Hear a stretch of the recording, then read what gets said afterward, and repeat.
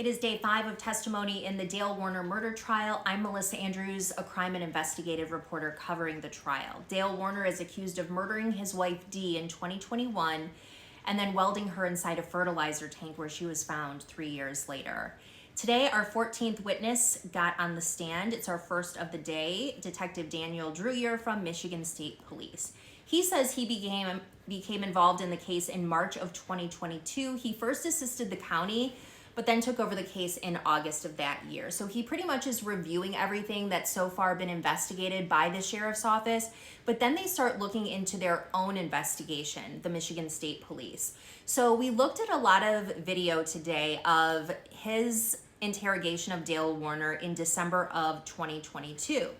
So this starts out pretty light where they're building a rapport. He asks about his relationship with Dee and what Dee was like.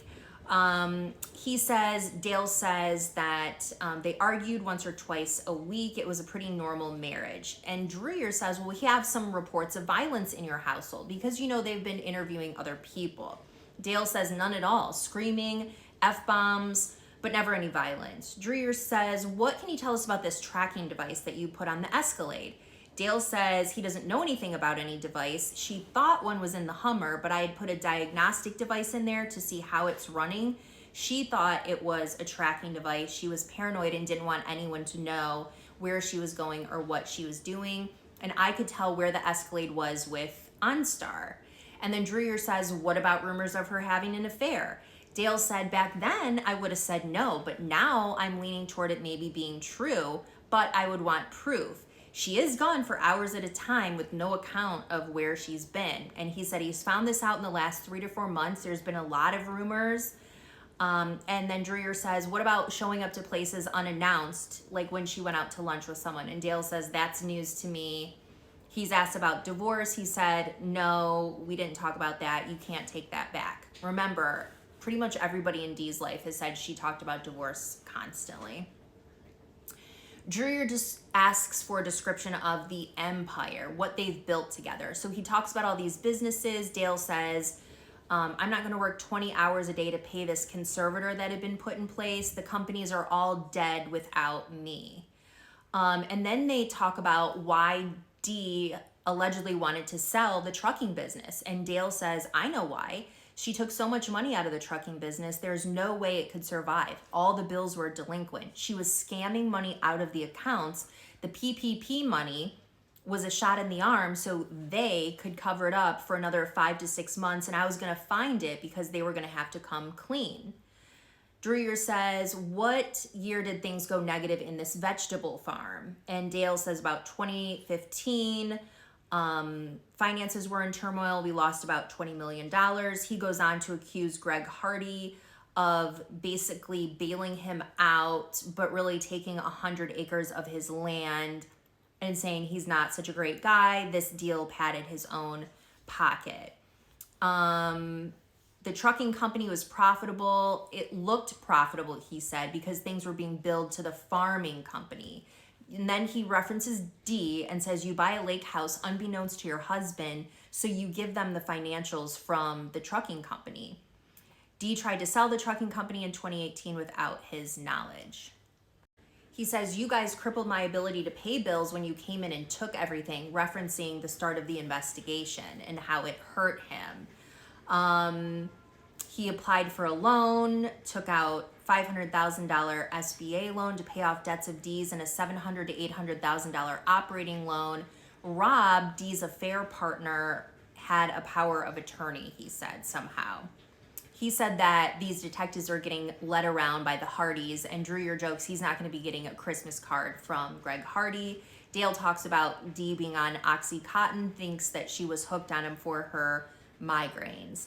Then he brings up Jamaica and Mexico, says she was really fascinated with Jamaica. She went on this cruise. There were mansions up there. She just loved it. She bought a $10,000 ring there and another $5,000 worth of jewelry. She went on this cruise with Stephanie and a bunch of other people, and apparently they went out and partied and left the kids in the room while they went out and partied with these men from this cruise. Then the detective says, well, how did she get into another country without her passport? Because it's here. And he said, oh, you don't need one. You can give someone $10 to take a boat. And I looked over, and this female juror, who's probably in her 60s, looked over at the kids, and then she did like a little smirk.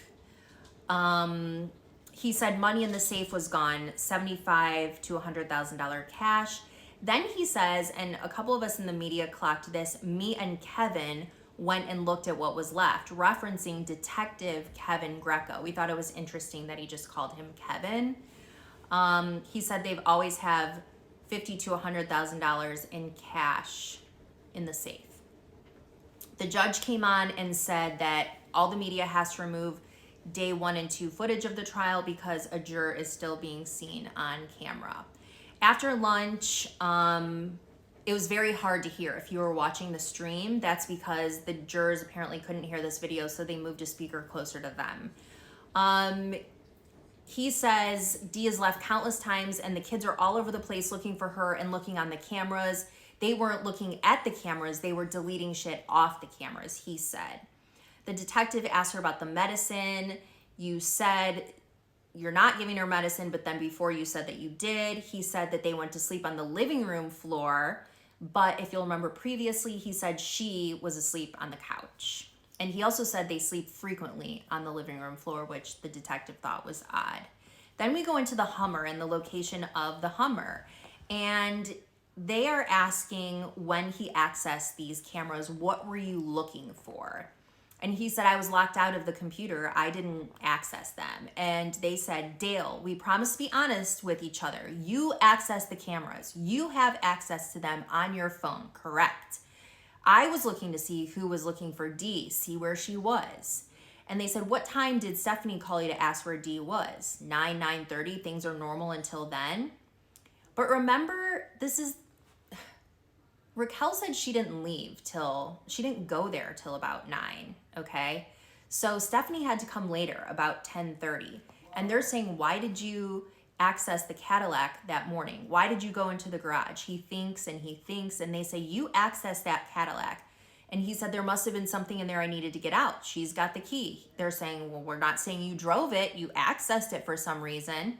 He said, I hit the OnStar button on my phone. It tells me where it's at. I was going to see where the car was, where she was. So that was maybe problematic. Then we start looking at, again, the location of this Hummer, and Dale had parked this front end loader, and he had marked, let me see if I can show. Okay, so the detective had placed these marks, these X marks around, or Dale did, either one of them. And he said, my intention was just to know one thing, where he parked that front end loader. There were tire tracks observed from the front end loader. He said he went to the house in the front end loader, but that's where the Hummer is typically parked and where it was parked that day. He said Dee must have moved it that day, but how could she have moved it if she was still sleeping? And then there was talk about how he said the first time he knew she was missing was at 10:30, but how did he access these applications well before he knows she's missing?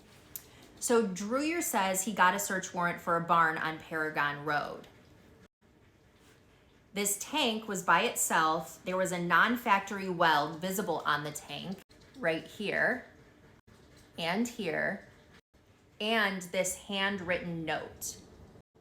So he gets it towed, they put it through an x-ray, they see that body outline, and then the next day they're cutting it open and they're putting a camera down in there, and there was something wrapped inside of a blue tarp. So they continue opening the tank, and then they see this object wrapped in blue tarp, and it ended up being human remains. The medical examiner is up next, but I'm gonna have to make another video just on the autopsy.